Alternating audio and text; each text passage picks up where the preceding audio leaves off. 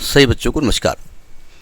हम बात कर रहे हैं सिंगेज कोऑर्डिनेट की, जिसके तहत हम इसका कॉन्सेप्ट एप्लीकेशन एक्सरसाइज 4.1 की हम बात कर रहे हैं। ठीक है, तो देखते हैं उसका नेक्स्ट क्वेश्चन। देखिए 14th क्वेश्चन क्या कह रहा है।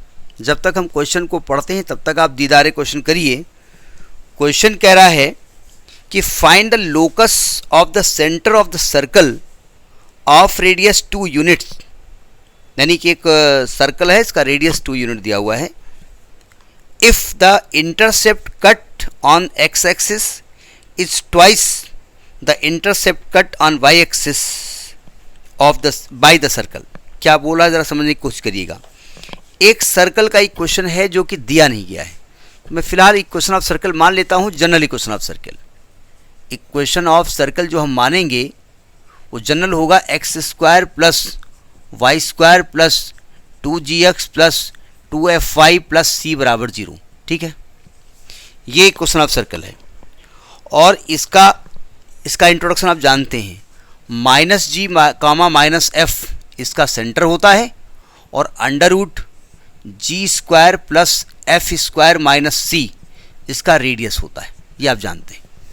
तो पहले तो रेडियस 2 दी हुई है, इसका मतलब पहली कंडीशन तो ये दी हुई है कि G square plus F square minus C का अंडर रूट 2 है, तो ये 4 के इक्वल होगा। दूसरा कंडीशन। ठीक है, अब आपसे कह रहा है कि एक्स इंटरसेप्ट पे जो कट करता है उसकी लेंथ और वाई इंटरसेप्ट जो कट करता है उसकी लेंथ, एक्स की जो लेंथ है वो वाई की लेंथ का डबल है, ये आपसे कह रहा है। तो पहले तो आप निकालेंगे कि इंटरसेप्ट ऑन एक्स एक्सिस कितना कट करता है। इंटरसेप्ट ऑन एक्स एक्सिस का इंटरसेप्ट ऑन एक्स एक्सिस, तो हमने इंटरसेप्ट का एक वीडियो बनाया है, उसमें आपने पढ़ा होगा 2 under root G square minus सी होता है। प्रूफ हमने कराया है उसका, अब यहाँ प्रूफ नहीं करा रहे हैं, वो डायरेक्ट याद करना पड़ेगा। और इंटरसेप्ट ऑन वाई एक्सिस क्या होगा, इंटरसेप्ट ऑन वाई एक्सिस क्या होगा 2 under root F square minus C. और आपकी कंडीशन क्या कह रहा है कि एक्स एक्सिस का जो इंटरसेप्ट है अकॉर्डिंग टू द क्वेश्चन, तो हम ए क्यू लिख दें, नहीं ऐसा लिखा नहीं जाता, ये व्हाट्सअप लैंग्वेज हो सकती है, लेकिन आपको पूरा लिखना पड़ेगा। क्वेश्चन कह रहा है कि एक्स इंटरसेप्ट जो है ना आपका, वो 2 टाइम्स है वाई इंटरसेप्ट के, ऐसा बोल रहा है वो।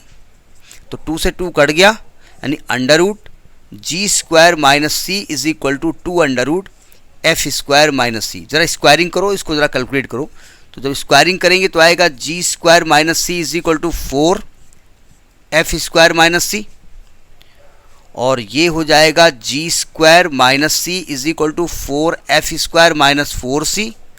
इसको एक तरफ ले आओ, तो ऐसा करो, जी स्क्वायर इधर लिखा हुआ है, माइनस का 4 एफ स्क्वायर लिखा हुआ है, सबको एक तरफ ले आओ, और प्लस का 3c हो जाएगा इज इक्वल टू 0। ये क्वेश्चन नंबर 3 हो गया। यही आ रहा है ना, G square minus 4 F square plus 3c is equal to 0। अब समझने की कोशिश करिएगा, हमको लोकस ऑफ द सेंटर निकालना है।